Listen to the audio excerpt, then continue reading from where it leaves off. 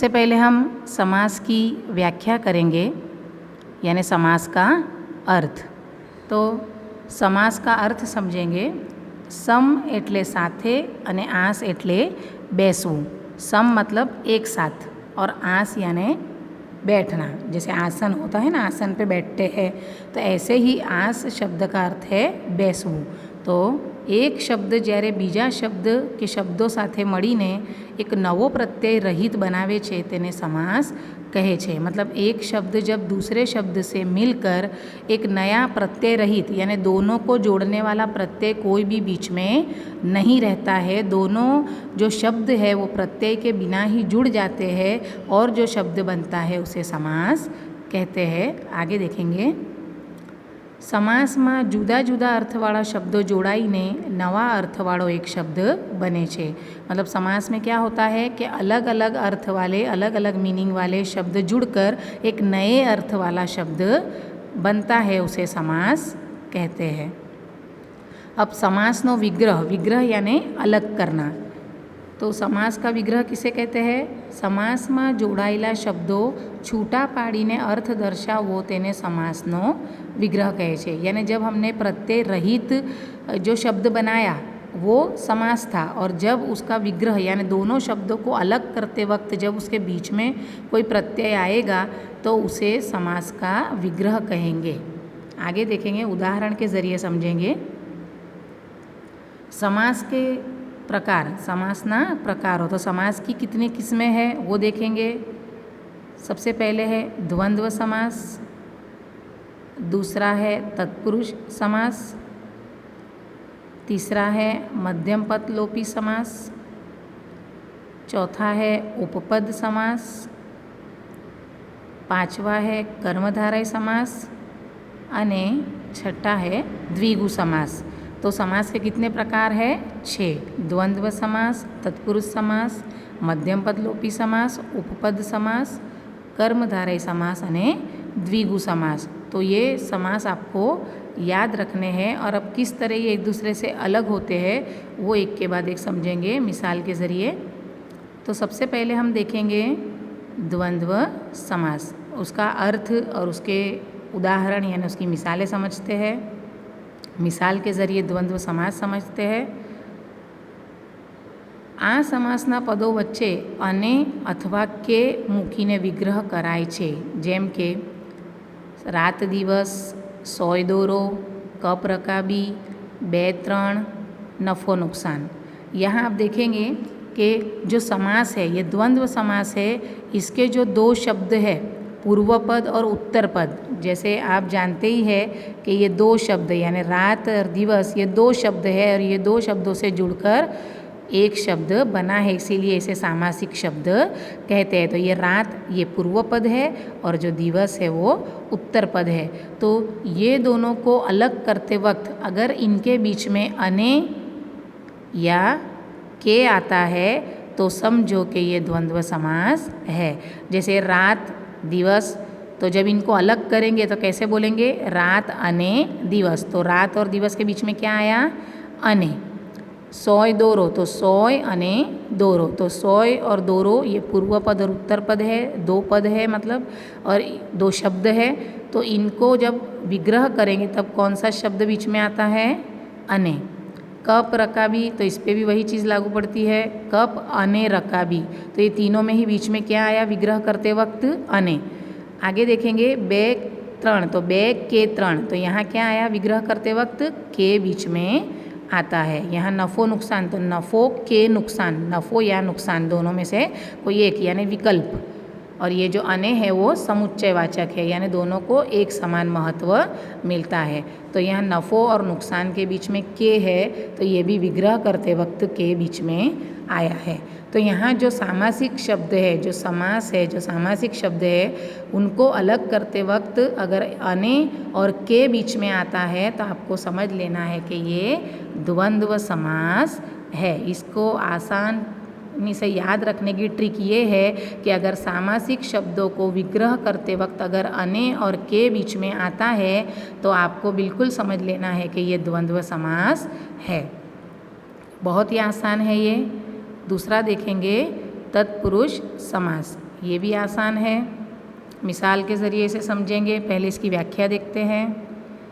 જે સમાસમાં પૂર્વપદ ઉત્તરપદ સાથે વિભક્તિના સંબંધથી જોડાય તે તત્પુરુષ સમાસ કહેવાય છે। આ સમાસમાં ઉત્તરપદ प्रधान અને પૂર્વપદ ગૌણ હોય છે। क्या कहते हैं कि जो समास में पूर्वपद और उत्तरपद, जैसे मैंने आपको बताया कि दो या दो से ज़्यादा पदों से मिलकर जो जुड़ता है, बनता है, उसे समास कहते हैं।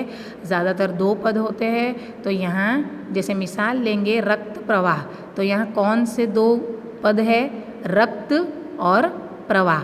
तो रक्त को कहेंगे पूर्वपद और प्रवाह को कहेंगे उत्तर पद, यानी पहले आने वाला पद और बाद में आने वाला पद, ऐसे पूर्व पद और उत्तर पद। तो जो समास पूर्व पद और उत्तर पद एक दूसरे के साथ विभक्ति के संबंध से जुड़े हो, विभक्ति यानी नो, नी, नू, ना, जो आगे मैं कोष्टक में आपको समझाऊंगी, तो जो विभक्ति के संबंध से जुड़ते हो उसे तत्पुरुष समास कहते हैं। यहाँ क्या कहते हैं कि समास का जो उत्तर पद है वो प्रधान है, यानी मुख्य पद है। जो उत्तर पद यानी बाद का जो पद है वो मुख्य पद है और जो पूर्व पद है वो गौण है। तो यहाँ मिसाल के ज़रिए समझेंगे। रक्त प्रवाह, तो रक्त नो प्रवाह, यहाँ कौन सी विभक्ति आई? पहले हम कोष्टक के ज़रिए समझ लेते हैं। यहाँ आपको दिखाई दे रहा होगा विभक्ति कोष्टक। तो प्रथम, द्वितीय, तृतीय, चतुर्थी, पंचमी, षष्ठी, सप्तमी और अष्टमी, तो कितनी विभक्तियाँ हैं? 8। अब 8 विभक्तियाँ कौन कौन सी है? तो उसके प्रत्यय आपको याद रखने हैं। ए, ने, थी, थकी, वडे, द्वारा, माटे, वास्ते, काजे, सारू, माथी, ऊपर थी, अंदर थी, नो, नी, नू, ना, माँ, अंदर, ऊपर, हे, अरे, ओ। यानी जब दो शब्द को जोड़ते वक्त अगर नो, नी, नू, ना, माँ, थी, थकी, वड़े, अंदर, ऊपर ऐसे कोई प्रत्यय लगते हैं तो समझो कि वो विभक्ति प्रत्यय है। और जब ये विभक्ति प्रत्यय बीच में आते हैं तो हमें समझ जाना है कि ये मतलब तत्पुरुष समास है। तो यहाँ आप देखेंगे मिसाल के ज़रिए कि रक्त नो प्रवाह, तो ये जो नो है ये विभक्ति प्रत्यय है। जो हमने नो, नी, नू, ना देखा वो दया पात्र, तो दया ने पात्र, इसको विग्रह करते वक्त तो जो ने है ये विभक्ति प्रत्यय है। गर्भ श्रीमंत, तो गर्भ माथी श्रीमंत, तो यहाँ दोनों को जो सामासिक शब्द है उसका विग्रह करते वक्त क्या बीच में आया? माथी, तो ये भी विभक्ति प्रत्यय है। तो आपको समझ जाना है कि सामासिक शब्दों का विग्रह करते वक्त अगर विभक्ति प्रत्यय बीच में आते हैं तो वो तत्पुरुष समास बन जाता है। कुटुंब माया, तो कुटुंब नी माया, तो ये जो नी है ये भी विभक्ति प्रत्यय है। धर्म श्रद्धा, तो धर्म माँ श्रद्धा, यानी धर्म में या धर्म के अंदर श्रद्धा, तो ये जो माँ है ये विभक्ति प्रत्यय है, इसीलिए ये तत्पुरुष समास है। आशा भरिया, तो आशा थी भरिया, यानी जिसे हम कहेंगे उम्मीद से भरे हुए, तो आशा थी भरिया, तो यहाँ जो थी है विग्रह करते वक्त जो थी बीच में आता है तो ये विभक्ति प्रत्यय है। संधि विग्रह समास का विग्रह करते वक्त, तो इसीलिए ये सब जो है वो तत्पुरुष समास है। आपको याद रखना है कि पूर्व पद और उत्तर पद दोनों एक दूसरे के साथ विभक्ति के संबंध से जुड़े हो, यानी उनका विग्रह करते वक्त अगर उनके बीच में नो, नी, नू, ना, माँ, थी, बड़े, थकी, ये सब विभक्ति प्रत्यय अगर आते हैं जो हमने कोष्टक में देखे आगे, तो आपको समझ लेना है कि ये तत्पुरुष समास है। ये आपको जो प्रत्यय है उसका थोड़ा ध्यान रखना है कि जब भी दो पूर्व पद और उत्तर पद को अलग करते वक्त अगर ये प्रत्यय बीच में आए तो समझो कि तत्पुरुष समास है। तीसरा देखेंगे मध्यम पद लोपी समास। मध्यम पद लोपी समास। अब यहाँ मध्यम यानी आपको पता ही होगा कि मध्यम यानी बीच में का, और लोपी यानी लुप्त हो जाना यानी गायब हो जाना। तो जो समास में बीच में का पद, बीच में का शब्द लोप हो जाता है यानी गायब हो जाता है उसे मध्यम पद लोपी समास कहते हैं। देखेंगे જે સમાસમાં એક પદ મુખ્ય હોય અને अन्य पद एनी साथे विभक्ति संबंधे जोड़ाયેલું હોય। जैसे हमने देखा तत्पुरुष समास में कि दो पद तो होते ही है, लेकिन जो मुख्य पद होता है वो दूसरे पद से कैसे जुड़ता है? विभक्ति संबंध से, यानी वही प्रत्यय से, जो नो नू नी नू ना जो हमने देखा वह। लेकिन कड़ी रूप यानी दोनों को जोड़ने वाला जो मध्यम पद है उसका क्या होता है? लोप होता है, यानी वो गायब हो जाता है, उसे हटा दिया जाता है। तब क्या बनता है? मध्यम पद लोपी समास। जैसे मिसाल के ज़रिए समझेंगे, घोड़ा गाड़ी, तो घोड़ा गाड़ी किसे कहते हैं? जो घोड़े से चलती है या घोड़े के ज़रिए चलती है वो गाड़ी। तो यहाँ जो है घोड़ा वड़े चालती गाड़ी, तो वड़े चालती ये जो मध्यम पद है इसका क्या हो जाएगा? लोप हो जाएगा। यानी ये मध्यम पद जब सामासिक शब्द ये जो पूरा शब्द है, ये जब सामासिक शब्द बनेगा तो ये मध्यम पद जो है वड़े चालती ये लोप हो जाएगा और सिर्फ घोड़ा और गाड़ी रह जाएगा। बराबर, मुख्य पद और अन्य पद ये रह जाएंगे और मध्यम पद का लोप हो जाएगा। तो इसे कहेंगे मध्यम पद लोपी समास। टपाल पेटी, तो टपाल नाखवानी पेटी जिसमें हम खत तार वगैरह डालते हैं, तो टपाल नाखवानी पेटी। तो यहाँ भी आप देखेंगे कि जो नाखवानी जो है ये मध्यम पद है, इसका लोप हो जाता है जब ये मध्यम पद लोपी समास बनता है। टपाल पेटी। फिर कांच घर, तो कांच से बना हुआ घर, यानी कांच वड़े बनावेलू घर, तो वड़े बनावेलू ये मध्यम पद है, इसका लोप हो जाता है और सामासिक शब्द बनता है। तो क्या बनता है? कांच घर। और जब उसे विग्रह करेंगे तब ये कांच वड़े बनावेलू घर पूरा आएगा। लेकिन जब सामासिक शब्द बनता है तब मध्यम पद का लोप हो जाता है, उसे मध्यम पद लोपी समास कहते हैं। आग गाड़ी, तो आग वड़े चालती गाड़ी, तो यहाँ भी देखेंगे कि आग गाड़ी शब्द जो है ये सामासिक शब्द है, लेकिन इसमें से कौन सा मध्यम पद लुप्त है, गायब है? वड़े चालती। तो ये आग गाड़ी ये भी मध्यम पद लोपी समास है।